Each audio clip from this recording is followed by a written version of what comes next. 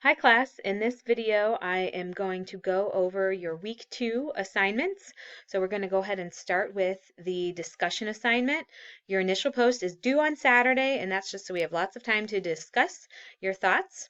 The assignment here is giving you a situation where Leslie is a manager and she's working on a call team, and they're tracking calls, and Leslie's busy. It's not possible for her to monitor her team members directly, so she's going to assess their performance solely on these reports she's getting from a database. I'm not really sure why they give you that situation because it's not really that closely related to to the question at hand. I want you to focus more on this question that's asked, and if you want to tie it back into the situation, that's fine, but it's understandable if you don't. So the question is, what 5 personality traits does differential psychology focus on identifying? You will find these discussed in your book as the Big 5. So as you work through your textbook readings for this week, that you're looking for the Big 5 personality traits.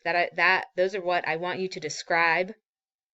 And then the question is it important for managers to understand the employee differences, why or why not? Make sure you are defending your viewpoint.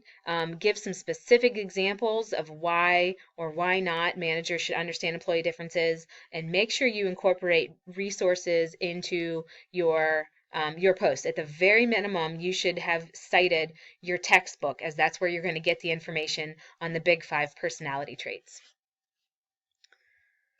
And then for your Dropbox assignment, we're focusing on physical abilities tests. There is really no information on physical ability tests in your textbook.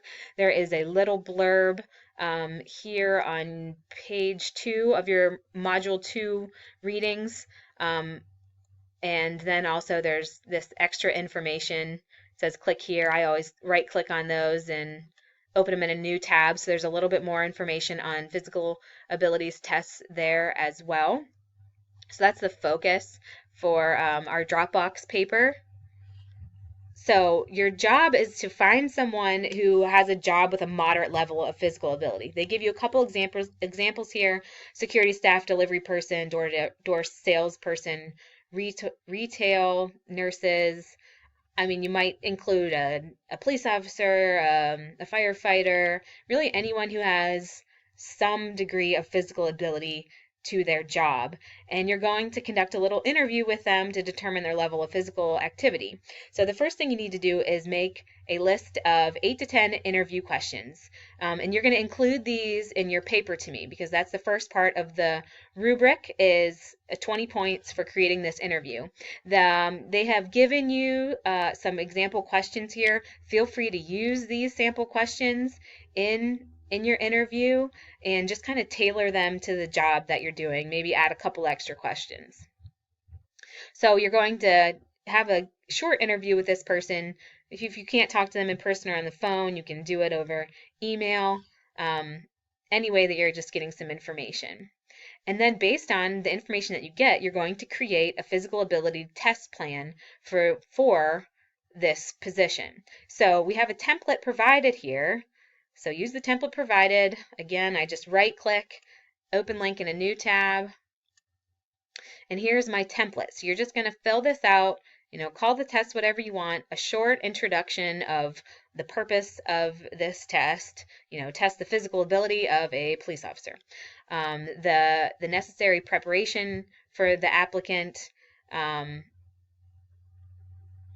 I'm not super concerned about that point.